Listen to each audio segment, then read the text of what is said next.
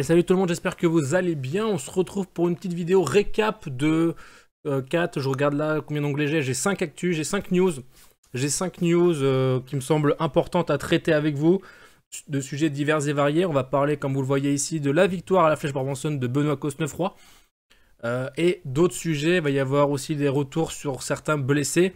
On a du nouveau. Et ça va être beaucoup de ça. On va parler d'Alexis Villermoz aussi, qui dit qu'il va prendre sa retraite prochainement. Bref, je vous spoil pas tout. Il y a 5 news. Hop, on est parti. Donc avec Benoît Cosnefroy, succède à Dorian Godon sur la Flèche Brabançonne. La 64e édition de la Flèche Brabançonne a vu la victoire ce mercredi de Benoît Cosnefroy sur le podium lors de 3 des 4 dernières éditions, mais jamais sur la première marche. Donc il a fait 2e en 2022, 3e en 2020 et en 2023. Le Normand de l'équipe Decathlon AG2R, la Mondial Team, est enfin parvenu à s'imposer sur la course belge, succédant ainsi à son coéquipier Dorian Godon, vainqueur l'an dernier. Le puncher de 28 ans a réglé au sprint ses 6 compagnons d'échappée, dont les Belges Dylan Teuns et Tim Wellens, qui l'accompagnent sur le podium de cette édition 2024. Pour ces moments qui vous Et ça lui a foutu sa course en l'air. Ouais, Benoît Cosnefroy bien placé en 4e position. C'est toujours Blackmore qui emmène. Attention, Jefferson Cepeda qui se fait oublier. Il est derrière tout ça.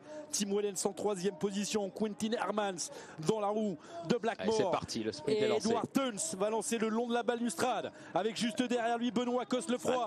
Idéalement placé Benoît Cosnefroy qui produit son effort maintenant et qui va passer. Benoît Cosnefroy s'impose après une place de 3. Facile. Il règle le sprint avec une facilité déconcertante. Il monte pas la vue aérienne, il la monte pas.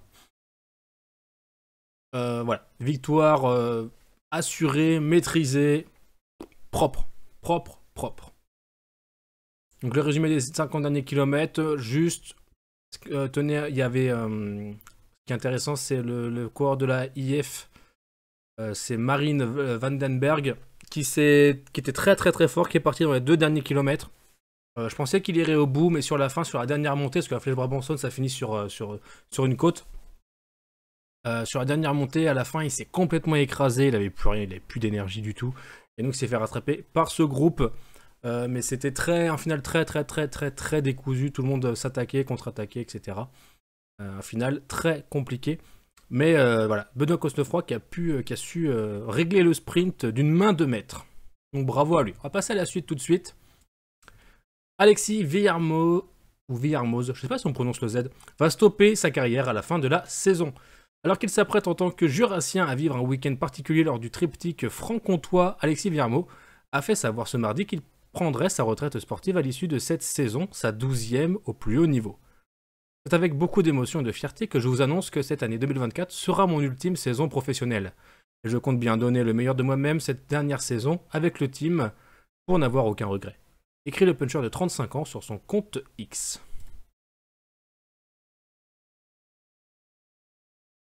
Un 11 juillet 2015, Mur de Bretagne, le sommet de la carrière d'Alexis Villermoz. Passé professionnel en 2013 au sein de l'équipe Sojasun, ce spécialiste du VTT cross-country lors de ses jeunes années, champion de France junior et espoir, vice-champion du monde espoir et d'Europe junior, a ensuite évolué pendant 7 saisons chez AG2R la mondiale, avant de s'engager en 2021 avec la Total Energy, équipe pour laquelle il court depuis 4 ans. Comptant 9 victoires à son palmarès, Alexis Villermoz a signé son plus grand exploit le 11 juillet 2015 en remportant à Mur de Bretagne et en puncher la 8e étape du Tour de France.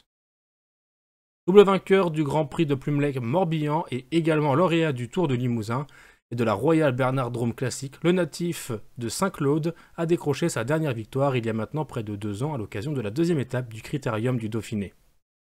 Marqué par de très beaux succès et de belles places d'honneur, 4e du Tour de Lombardie en 2017, 6e de la Flèche Wallonne 2015, 11e du Tour d'Italie 2014, 13e du Tour de France 2017. La carrière d'Alexis Villermoz a malheureusement été freinée par de nombreuses grosses chutes, dont celle survenue en juin 2021 sur le second contre-la-montre du Tour de Suisse. Victime d'une fracture du bassin, il avait été éloigné du peloton pendant près de 4 mois avant de revenir en force et de réaliser l'une des plus belles années de sa carrière en 2022. Donc voilà, c'est la dernière saison pour Alexis Villermoz cette année. On lui souhaite en tout cas déjà une bonne dernière saison, déjà avant tout, qu'il puisse encore briller un petit peu. Et ensuite, une excellente seconde vie finalement. Et merci pour tout ce qu'il a apporté au cyclisme. Donc des news complètement différentes. On va parler de la Visma Lease a Bike. Van Aert au Giro, Vingegaard au Tour. L'équipe Visma pessimiste. L'équipe Visma qui est maudite. J'ai pas d'autres termes. Et je pense que ça correspond assez bien à ce qu'ils doivent penser aussi en interne. Ils sont maudits. L'horreur et l'inquiétude des chutes passées, les premiers bilans médicaux établis, il est déjà l'heure de faire les premières projections pour la suite de la saison pour certains des principaux blessés.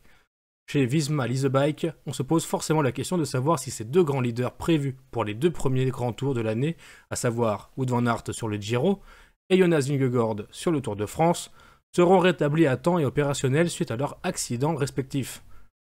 Et selon leur manager sportif Mary Ziman, les voyants sont plutôt au rouge pour les deux coureurs, comme le rapporte le Head Last News. Le timing commence à être très court pour Wout et le Giro, commence par expliquer le dirigeant néerlandais de 45 ans, mais c'est ce que je vous avais dit de toute façon. Hein. Ça semblait improbable et illusoire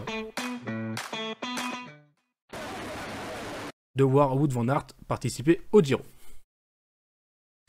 On espère avoir un aperçu cette semaine de ce qui est possible ou pas pour Wout. Cette semaine, nous espérons avoir un aperçu de ce qui est possible ou pas pour Wout. Une chose est claire, s'il doit démarrer le Giro, ce sera à 100%. On n'envoie pas un tel coureur sur un grand tour juste pour accompagner ou rouler. A-t-il affirmé alors que le principal intéressé n'a toujours pas repris le vélo à moins d'1 mois du grand départ. Je commence à me sentir à nouveau moi-même et j'espère être de retour sur le vélo bientôt, mais pour le moment, un rétablissement complet de mes blessures et de mes fractures est une priorité absolue, a confié Wout van Aert, qui a passé le week-end sur la côte belge. Un changement de programme est donc possible pour le Belge. Il existe différents scénarios. Wout parviendra-t-il ou non au Giro? Sinon, alors quoi? S'interroge Ziman. Pour moi, j'ai pas lu l'article, mais pour moi, ça va être les JO et on le reverra pas avant. Ça n'engage que moi. Jonas Vingegaard, toujours à l'hôpital, et incertain pour le Tour. Il y a forcément un peu moins de recul sur les blessures de Jonas Vingegaard, la chute étant survenue jeudi dernier, mais l'optimisme ne serait également pas de mise pour les Danois, dont la participation à la grande boucle, dans moins de 3 mois, semble sérieusement menacée. J'ai reçu aujourd'hui une mise à jour de la femme de Jonas Vingegaard sur la façon dont il va, indique Ziman. Relativement un peu mieux chaque jour, mais il est toujours à l'hôpital, cela en dit assez. Pour le moment, Jonas ne se demande pas s'il participera ou non au Tour. Toujours présent aux soins intensifs de l'hôpital de Vitoria-Gasteiz pour soigner des côtes cassées, une fracture de la clavicule mais également un pneumothorax et une contusion pulmonaire, le double vainqueur du Tour n'aurait toujours pas pu recevoir toutes les interventions médicales nécessaires en raison de cette série d'hémorragies internes. Un lourd bilan qui compromet déjà sa préparation pour le mois de juillet. Jonas ne va au Tour que s'il est à 100%, explique Ziman. Il manquera certainement le camp d'entraînement en altitude dans la Sierra Nevada à partir du 6 mai. S'il va sur le Tour, il faudra le faire par un autre itinéraire. Si cela ne fonctionne pas, nous devrons imaginer un autre scénario. Bon, beaucoup d'incertitudes. Selon moi, Jonas, on ne le verra pas sur le Tour de France. Comme ils l'ont dit, il n'a toujours pas eu tous les soins. Il est en soins intensifs. Il a un pneumothorax. C'est sérieux, c'est très sérieux. Même si son état est stable, il peut encore se passer beaucoup de choses, d'accord? Donc, pour moi, on ne le verra pas sur le Tour de France non plus. Cependant, c'est une très belle occasion. Alors, c'est un peu moche de dire ça comme ça, mais bon, tâchons de rester factuels dans un cadre uniquement sportif. Avec ce qu'a démontré Matteo Jorgensen. Pour le coup, l'absence de Jonas Vingegaard sur le Tour de France pourrait être une excellente opportunité pour l'Américain d'illustrer son potentiel et ses talents sur la grande boucle. Pour lui, ça peut être une occasion rêvée. Le malheur des uns fait le bonheur des autres, c'est ce qu'on dit. Voilà. Factuellement, ça peut être une bonne opportunité pour lui. Jonas Vingegaard opéré de la clavicule et peut-être d'un poumon. Hospitalisé à Vitoria-Gasteiz depuis sa très lourde chute subie jeudi lors de la 4e étape du Tour du Pays Basque et toujours placé en soins intensifs, Jonas Vingegaard est passé sur la table d'opération ces dernières heures afin de se faire réparer sa clavicule fracturée. C'est le team Visma Lease a Bike qui l'a annoncé ce mardi sur son compte X. Jonas a subi avec succès une opération à la clavicule, il va maintenant passer les prochaines semaines à se rétablir. On ne sait pas encore combien de temps cela prendra, il se porte bien et exprime sa gratitude à tous les messages de soutien reçus ces derniers jours. Dans son message, la formation néerlandaise ne parle pas en revanche de l'opération du poumon évoquée lundi soir par le journal espagnol Marca.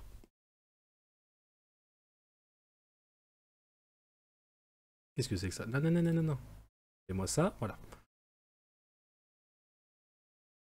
Pour rappel, suite à sa chute, le double vainqueur du dernier Tour de France avait des côtes cassées, une fracture de la clavicule, un pneumothorax et une contusion pulmonaire. Un lourd bilan qui compromet déjà sa préparation pour le mois de juillet. Jonas n'ira au Tour que s'il est à 100%, expliqué en fin de semaine dernière Merin Zeeman, le directeur sportif principal du team Visma Lease a Bike. Il manquera certainement le camp d'entraînement en altitude, ça on l'a lu. Ok, oui, juste il se répétait à la fin.